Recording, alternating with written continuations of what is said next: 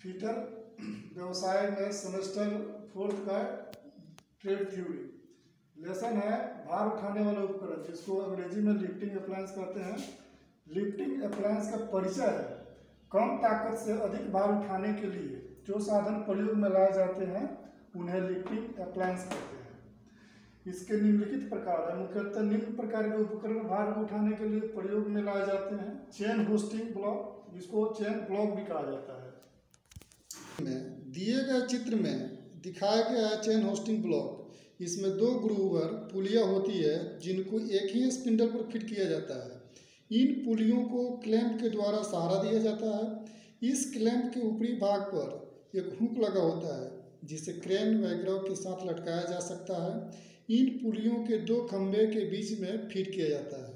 इसके अतिरिक्त एक और ग्रुप पुली होती है जो कि अलग क्लैंप में फिट रहती है, जिसकी साथ एक हुक फिट रहता है। इस हुक में भार को लटकाया जाता है। चेन के द्वारा इस पुली को ऊपर वाली दोनों पुलियों से जोड़ दिया जाता है। चेन को गाइड करने के लिए इसके साथ चेन गाइड भी लगा रहता है। इस प्रकार एक चेन को हाथ से खींचा जाता है तो सभी पुलियाँ चलने लगती है, जिससे भार को कम ताकत से उठाया जाता है। चेन होस्ट इस ब्लॉक में इसके निम्नलिखित भाग हैं। यहाँ पे दिखाया गया है लार्ज व्हील, उसके बाद है इंडलेस चैन, हुक, स्मॉल व्हील। तो यह चैन होस्ट के पूरे पार्ट का नाम है। इसे भार को उठाया जाता है। क्रेन, यह भार उठाने वाला दूसरा उपकरण है जिसका विस्तार से हम लोग फिगर के साथ चर्चा करेंगे। लिफ्टिंग अप्लायंस में दूसरा प्रकार है क्रेन का। क्रेन का परिभाषा है कि अधिक भारी सामानों और मशीनों को उठाने के लिए जिस उपकरण का प्रयोग किया जाता है उसे क्रेन कहते हैं।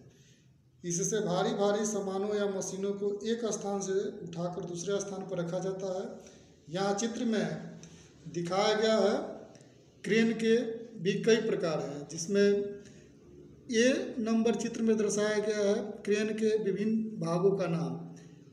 यहाँ सबसे ऊपर बियरिंग प्लेट, स्टीफिक और वर्टिकल मास्ट, बास, lifting tackle, trolley, mountain block, horizontal boom, guy support. ये विभिन्न प्रकार के क्रेन हैं, जिसमें पिलर जीप क्रेन को भी दिखाया गया है चित्र में। ब्रैकेट जीप क्रेन ये मेन क्रेन के अटैचमेंट हैं।